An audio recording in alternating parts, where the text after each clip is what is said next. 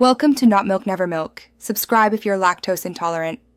You begin by confirming prerequisites: battery above 50% and a recent backup, because an interrupted update risks data loss. Once done, free 24 GB of storage so the package can download and unpack.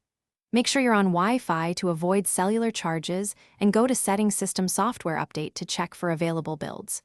You should see a notification or button to download. Tap it and allow required permissions so the update can start. Once the update file downloads, you'll be prompted to install. Choose Install now so the phone reboots into recovery and applies the new system. You should sit tight. The process shows progress and may reboot multiple times. This is normal because the installer is replacing system files and optimizing apps. If asked, accept any post-install prompts and allow the system a few minutes to reindex apps. Make sure you don't interrupt power or network until the final reboot completes.